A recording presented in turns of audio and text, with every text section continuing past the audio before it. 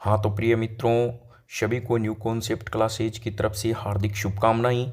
आज के इस हिंदी के महापड़ाव में हिंदी साहित्य का महत्वपूर्ण टॉपिक जयशंकर प्रसाद के बारे में चर्चा करेंगे। तो सबसे पहले हम जयशंकर प्रसाद के बारे में जानते हैं। तो यह एक छायावादी प्रवर्तक थे तथा एक यानी और इन्हें ब्रह्मा भी कहा जाता था। यानी छायावादी को लाने का श्रेय यह है, छायावाद को वो जयशंकर प्रसाद जी को है। एकांकी उनका एक जो नाटक या नाटक कह सकते हैं वो एक यानी ये एक है। फिर चलिए नेक्स्ट हम बात करते हैं इनके बारे में।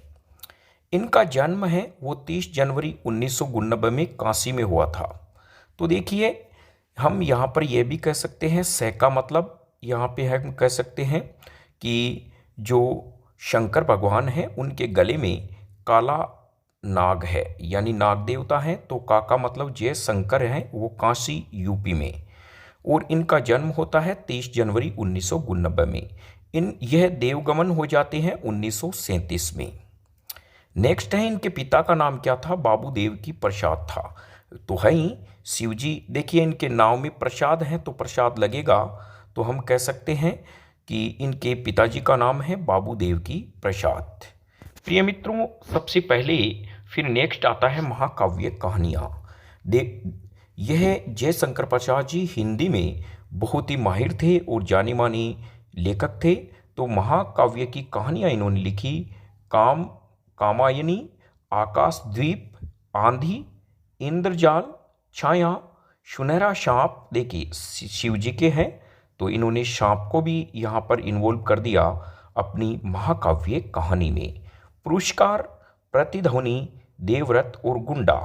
आपको ये वीडियो कैसा लगा जरूर कमेंट में लिखें, और आपने सब्सक्राइब नहीं किया है तो जरूर करें, क्योंकि हिंदी साहित्य के तमाम कवियों के बारे में और लेखक के बारे में आपको संक्षिप्त में बताया जाएगा। हो सकता है आपके रिट में यह आपके लिए मददगार साबित हो। फिर इनका काव्य संग्रह है। काव्य संग्रह उर्वशी, वनामिलन, प्रेमराज, अयोध्या का उद्धार, प्रेम प्रतीक, झरना लहर और महाराणा प्रताप का महत्व है। ये थे इनके काव्य संग्रह। तो प्रिय मित्रों, काव्य कहानी और काव्य संग्रह के बाद में चलते हैं इनके उपन्यास के बारे में। तो जो जयशंकर प्रसाद जी हैं वो संग्रहशील व्यक्ति थे। इन्होंने बड़ी लगन से हिंदी का मान बढ़ाया था और इन्होंने उपन्यास लिखा कंकाल, तितली और इरावती, जिसे अधूरा भी कहते हैं। नाटक थे प्रिय मित्रों इनके कामना, अज्ञात शत्रु, स्कंदगुप्त, चंद्रगुप्त, ध्रुव स्वामिनी और प्रायश्चित तथा विशाख कल्याणी व परिणय।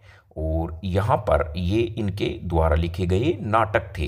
तो आज न्यू कॉन्सेप्ट क्लासेज विदा लेता है इतना ही बस। और जो जयशंकर प्रसाद जी के बारे में महत्वपूर्ण फैक्ट थे वो आपके सामने हैं।